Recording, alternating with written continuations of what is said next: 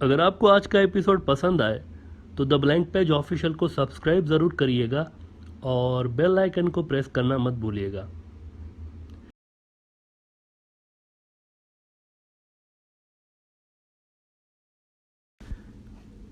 Nadreen, हमने जब चीन और पाकिस्तान के इस प्लान पर बात की थी कि इन दोनों मुल्कों को इंडियन नॉर्थ ईस्ट में छोटे छोटे मुल्क सूट करते हैं और they would go for it also in future.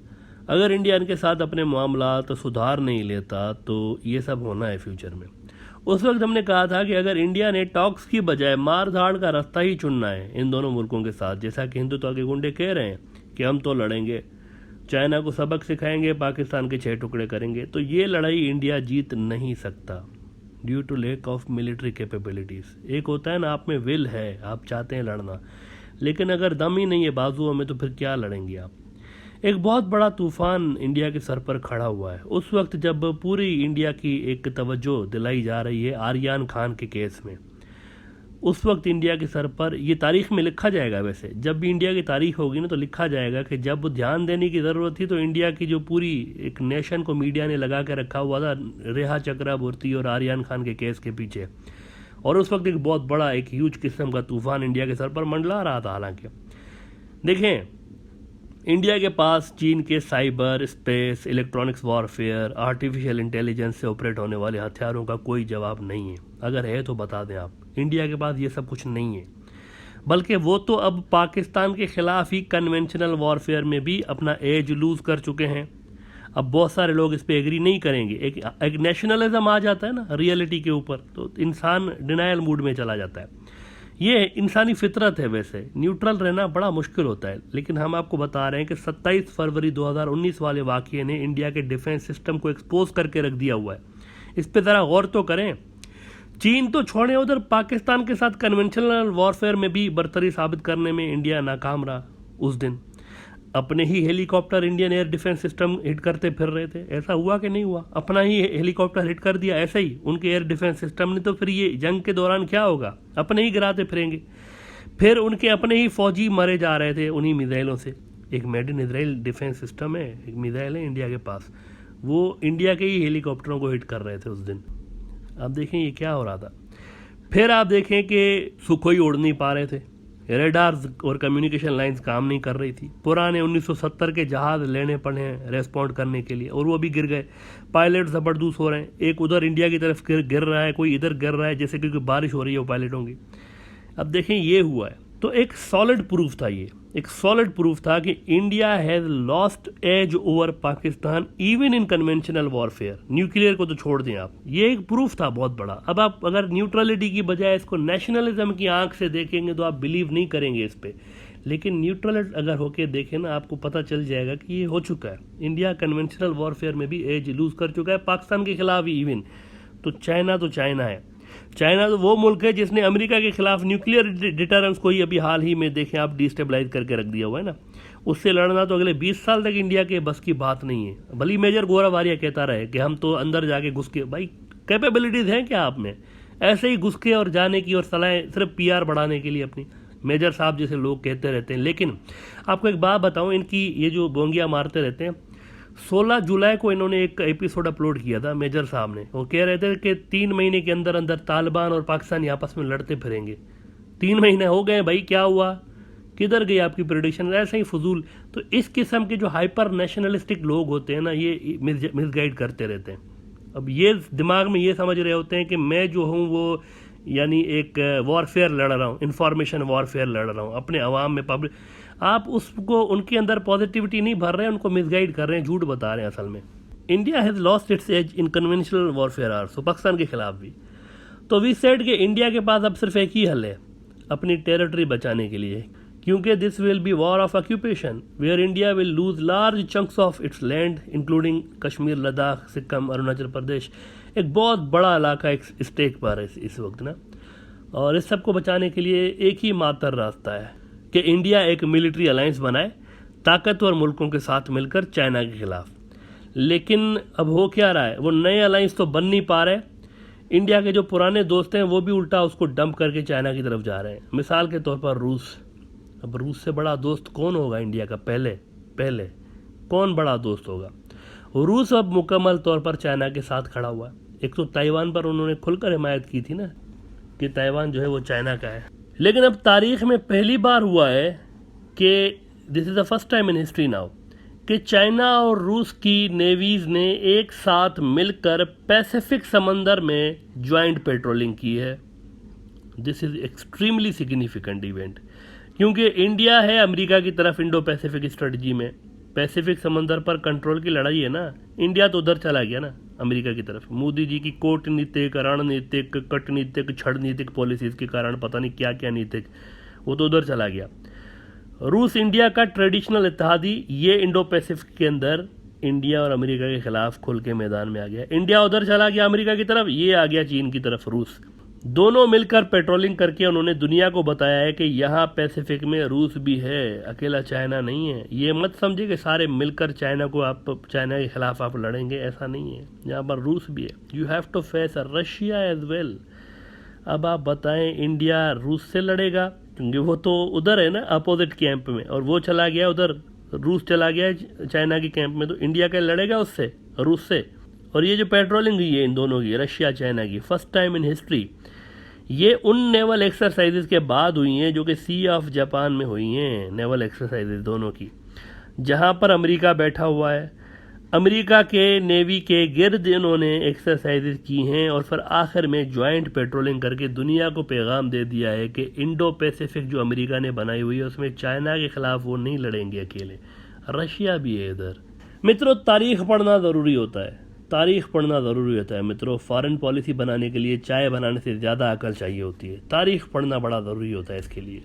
This was coming for India. जो लोग तारीख जानते हैं उनको पता था कि यही होने वाला है, यही एंड रिजल्ट निकलेगा। जो इंडिया पॉलिसीज़ बना रहा है उसका एंड रिजल्ट यही निकलेगा कि इंडिया के दोस्त भी चाइना की तरफ चले जाएंगे। जिस तरह की हरकतें इंडिया ने की हुई थी ना रिसेंट पास्ट में, भैया अब चीन का मध्य मुकाबिल अल्टरनेट बनने के चक्कर में चले तो गए अमेरिका के इंडो पैसिफिक में, और क्वाड बना के आप अमेरिका और जापान के साथ बैठ गए गुलाब जामुन और ये सब खाने के लिए। लेकिन आप ये भूल गए कि रूस का भी तो फड्डा है ना अमेरिका के साथ साथ जापान के साथ भी। मित्रों, वो जापान जो कि अमेरिका के न्यूक्लियर अम्ब्रेला के नीचे आता है, अमेरिका तो रूस का एंटी है ही है, उसका दुश्मन है ही है। रूस का जापान के साथ भी फड्डा है कोरल आइलैंड्स पर। 1300 किलोमीटर लंबी एक तवील आइलैंड्स की चेन है, उसमें 56 आइलैंड्स हैं। वहां पर इसी पैसिफिक सी के अंदर हैं ये सब। यहाँ पर रूस कहता है कि ये कोरल आइलैंड्स हमारे हैं, 56 जजायर हैं, 56 आइलैंड्स। रूस कहता है ये हमारे हैं, जापान कहता है हमारे हैं। फिर आप कैसे रूस के खिलाफ जाके अमेरिका के साथ और जापान के साथ बैठकर जलेबी फाफड़ा खा रहे थे? कैसे? आपको हिस्ट्री नहीं पता? आ गए वो भी पैसिफिक ओशन के अंदर, इंडिया और अमेरिका दोनों के खिलाफ वो भी आ गए। यहाँ पर क्वाड है ना, क्वाड जापान है ना, क्वाड में और इंडिया, वो आ गए इधर इंडो पैसिफिक में आ गए। टोटल दपड़दूस। मतलब मोदी साहब ने कुछ ऑनेस्टली स्पीकिंग कुछ छोड़ा ही नहीं है फॉरेन पॉलिसी के अंदर। हर जगह आपको रायता फैला हुआ नजर आएगा, हर जगह दपड़दूस। ऐसी मस्त रणनीतिक, कूटनीतिक, क्षणनीतिक नीति सिर्फ और सिर्फ आरएसएस बीजेपी के गुंडे ही बना सकते हैं। आपको पता है इन्होंने कैलकुलेशंस क्या की थी रूस के लिए? ये सोच रहे थे कि रूस को हम 4-6-10 अरब डॉलर्स के हथियार लेते हैं हर साल, तो वो जो है ना वो हमारे खिलाफ कभी नहीं जाएगा। इसी वजह से ये हमेशा पैसों में तोलते हैं। मेजर साहब को भी सुनेंगे ना आप कभी, मेजर गोरा बारिया को, हर बात इनकी पैसे पे आगे टूटती है। हमारे पास पैसे, हम रिलेवेंट हो जाएंगे अफगानिस्तान में, हमारे पास पैसे हैं, पाकिस्तान भिखारी है, हमारे पास पैसे हैं। और भाई आपके पास पैसा था तो दूध में से मक्खी की तरह कैसे निकाला आपको अफगानिस्तान से? किधर था आपका पैसा उस वक्त? आपका पैसा तो किसी काम का नहीं आया। वो देवी शक्ति ऑपरेशन करके भाग गए वहां से। क्या हुआ एंड में? पैसा बचा पाया क्या आपको? स्ट्रेटेजिक इंपॉर्टेंस होती है। आप ऑफर क्या कर सकते हैं इन्फ्लुएंस बढ़ाने के लिए? ट्रेड किसी को नहीं, इस तरह नहीं। आप उनका इन्फ्लुएंस बढ़ाने के लिए, उनके लॉन्ग टर्म ऑब्जेक्टिव्स को हासिल करने के लिए क्या उनको ऑफर कर रहे हैं? This is most important thing. और पाकिस्तान के पास है, प्यूटन ने कल ही तो कहा है, Pakistan is the most important player in the region. India के लिए तो नहीं बोल रहे, वो पाकिस्तान के लिए प्यूटन ने कल बोला है, तो आपके लिए क्यों नहीं बोल रहा? वो पैसा है ना आपके, इंडिया के पास पैसा है, क्यों नहीं वो पैसा काम क्यों नहीं आ रहा है? ऐसे ही ग्लोबल हंगर इंडेक्स में वो बांग्लादेश पाकिस्तान से नीचे जा पड़े। मेजर साहब की हमेशा डोर आगे टूटती है पैसे पे, हमारे पास पैसा है, हमारे पास पैसा है, कुछ पैसा कर ही नहीं रहा। तो वही माइंड सेट था यहाँ पर भी। हमारे पास पैसे हैं, हम 4-6 अरब डॉलर के हथियार रूस से लेते हैं, तो रूस इधर उधर कहीं नहीं जाएगा, हमसे हट के नहीं जाएगा, अपना वो कस्टमर लूज करेगा। वही पंडित की दौड़ मंदिर तक वाला मुहावरा जो हम देते रहते हैं। आपके चंद अरब डॉलर्स पर रशियंस क्या अपने इन्फ्लुएंस को कंप्रोमाइज़ करेंगे? चंद अरब डॉलर्स लेकर वो इन्फ्लुएंस अपना गंवाते जाएंगे? अमेरिका को ऐसे खुली छूट देंगे कि वो आपके साथ मिलकर और रीजन के ऊपर छाता जाए आहिस्ता आहिस्ता? इतने बेवकूफ़ तो नहीं है रशियंस भी। अच्छा जी, अब इसकी इम्प्लीकेशंस क्या होंगी? ये जो कुछ भी हुआ है, रशिया आ गया है पैसिफिक में, इसकी ज्वाइंट पेट्रोलिंग, इसकी क्या हो रही है, होगी इम्प्लीकेशंस क्या होंगी? देखें, ये जो चाइना पाकिस्तान की डिज़ाइन है ना, कि यहाँ पर अलग अलग मुल्क बनाने हैं इंडिया के मैप के अंदर, ये इंडिया के ज़मीनी मोर्चे पर है, ज़मीनी मोर्चे पर है। अगर आप देखें लद्दाख, कश्मीर, अरुणाचल प्रदेश, ये जो नॉर्थ ईस्ट सारा है, ये ज़मीनी है। मतलब यहाँ पर कोई समुंदर नहीं है, उधर ऊपर हिमालयाज हैं, और यहाँ पर आप देखें तो लैंड लॉक्ड एक पट्टी है पूरी की पूरी ज़मीन की, नॉर्थ ईस्ट जो है। और अमेरिका उधर फंसा हुआ है पानी में, पैसिफिक सी में फंसा हुआ है।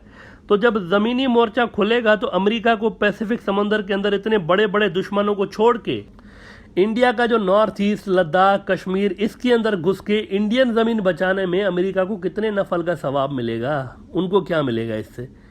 जो बाइडन क्या रॉबिन हुड है, गरीबों का मददगार, सोशल वर्कर, इंडिया के संकट दूर करने के लिए मसीहा बन के पैसिफिक रीजन को, अपने सारे इंटरेस्ट को गिव अप कर देगा अमेरिका के इंटरेस्ट को, इंडिया की ज़मीन बचाने के लिए खाली? क्या बात कर रहे हैं? उसने नहीं आना इधर, ज़मीन पर नहीं आना उसने आना होता तो 1.5 साल हो गया लद्दाख की स्टैंड ऑफ को, 1000 स्क्वायर किलोमीटर ले गया ना चाइना। अगर उन्होंने आना होता तो आ जाते, लेकिन आना तो दूर की बात है। आप ये नोट करें, उसने एक बयान भी नहीं दिया है। क्या किया है उसने? कुछ कहा भी है इसके बारे में? डिस्प्यूटेड इलाके हैं ना, सारे के सारे डिस्प्यूटेड है। जिन इंडियन इलाकों के ऊपर संकट के बादल मंडला रहे हैं, इनका पैसिफिक समंदर तो दूर की बात है, इंडियन ओशन से भी कोई वास्ता नहीं है। मैप तो देखें ना आप, मैप ऐसे ही बस पॉलिसीज़ बनाते रहते हैं, ऐसे ही जो हम चाह रहे हैं वो वैसा ही होना चाहिए, ऐसा नहीं। ग्राउंड रियलिटीज़ को देखकर पॉलिसीज़ बनानी चाहिए। कहाँ हिमालयाज और कहाँ land locked Indian north east, और कहाँ पर आप देखें समुंदर, वो पैसिफिक को छोड़ दें, इंडियन ओशन में भी नहीं है ये तो, इनका तो वहाँ से भी लिंक नहीं है। इनका इन सारे इलाकों का इंडिया के अंदर होना ना होना doesn't matter for America. America के लिए क्या कोई हैसियत नहीं रखता, कोई इसमें अमेरिका के लिए अट्रैक्शन नहीं है कि वो इनको बचाएगा इधर आके। क्या उनको क्या मिलेगा यहाँ पे? आप बताएं। ये खाली -40 डिग्री सेंटीग्रेड वाले इलाके, यहाँ पे क्या मिलेगा अमेरिका को? पहले भी अगर उन्होंने बेसिस की बात है, फॉर एग्जांपल कोई ये कहे कि यहाँ चाइना के खिलाफ उनको बेसिस देंगे, तो बेसिस के लिए तो पूरा इंडिया पड़ा हुआ है उनके पास, वो तो कहीं भी ले सकते हैं। चाइना के खिलाफ ही अगर आना है तो बाकी का इंडिया भी तो है, तो फिर बेसिस लेने के लिए इतनी लड़ाई मार कुटाई करने की क्या ज़रूरत है? वो तो उनको वैसे ही मिल जाएंगे, जब भी चाहेंगे वो आकर इधर इंडिया के अंदर बैठ जाएंगे, कौन रोकेगा उनको?